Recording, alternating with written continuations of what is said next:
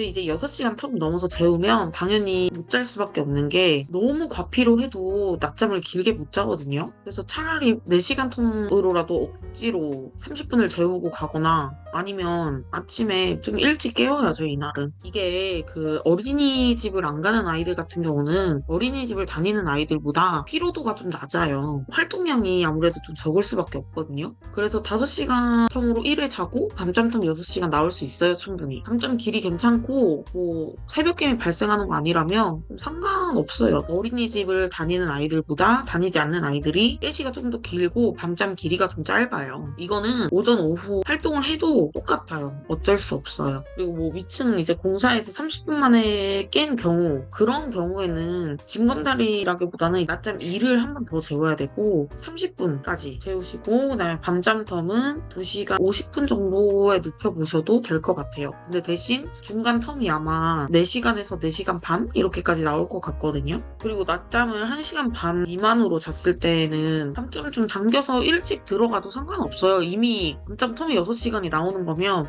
무조건 밤잠을 미루려고 하지 마세요. 그냥 일찍 재우세요. 이거를 총기시를 보셔야 되는데 얘는 그럼 지금 총기시가 10시간 반인 거거든요. 그러니까 총기시가 활용을 하는 거를 되게 좀 다들 어려워 하시는데 더하기 빼기만 할 줄 알면 총기시 활용이 가능하거든요. 5시, 6시 사이에 기상을 하고 3시간에서 3시간 30분 텀으로 10분 쪽잠을 왜 재우는 거죠? 저는 사실 오전 쪽잠을 별로 선호하지 않는 편이거든요. 이때 기상을 하더라도 오전 텀을 좀 길게 가져가고요. 낮잠을 이제 얼마나 자고 오냐에 따라서 뒤에서 좀 줄여주는 편이에요. 오전 텀 6시간 30분으로 낮잠을 1시간 30분만 자고 온 거예요. 2시간을 잤을 때 총기시가 10시간 30분인데 1시간 반만 잤어요. 그러면 총기시에서 30분 마이너스가 되어야 되는 거잖아요. 다음 텀은 3시간 30분이 돼야 되는 거잖아요.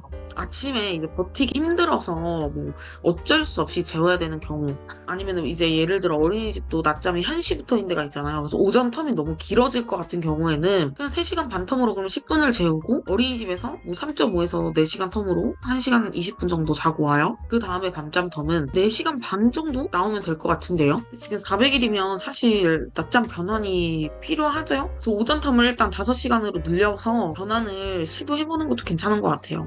일단 최대한 길게 재우는데 만약에 길게 못 자고 깨는 경우 그런 경우에는 낮잠 2번까지 재워보시고 낮잠 1을 깰 시가 이제 짧아서 다 못 자는 경우에는 굳이 낮잠 1을 당기지는 않아요. 대신 이제 낮잠 1을 뭐 30분만 자고 깼으면 낮잠 2를 조금 더 재우기는 하죠. 최대 한 1시간 정도? 그러니까 이게요, 쪽잠이라는 게 순환이 계속 될 수도 있거든요. 그래서 사실 저는 쪽잠을 많이 쓰는 거는 좀 피하셨으면 좋겠다라고 말씀을 드려요. 그냥 차라리 밤잠을 당기고요. 밤잠 길이를 늘려주면 다음날 애들이 조금 더 버틸 수가 있단 말이에요. 덜 자고 이제 와서 밤잠이 좀 이르더라도 저는 무조건 밤잠 일찍 들어가는 거를 더 추천을 드립니다. 왜냐면 뭐 낮잠을 30분을 자던 1시간을 자고 오던 밤잠 텀이 길어지게 되잖아요. 그럼 어쨌든 과피로가 와요. 그럼 어떻게 돼요, 다음날? 밤잠이 뭐 10시간대 이렇게 짧아지는 거거든요. 근데 이거를 예방하려면 과피로를 먼저 잡아야죠. 밤잠을 늦게 재워야 다음날 늦게 일어날 거라고 생각을 하시는데 전혀 아니고요. 그리고 애기들이 이제 잠텀이 딱 됐어요. 됐는데 거부하고 안 자는 거는요. 활동량이 부족한 거예요. 어린이집 끝나고 밖에서 놀이터에서 그러니까 1시간 정도는 놀다 와야 되고요. 이제 깨시가 늘면 만약에 낮잠 1 텀이 4시간 반까지 늘어나면 낮잠 2를 30분에서 20분으로 줄이고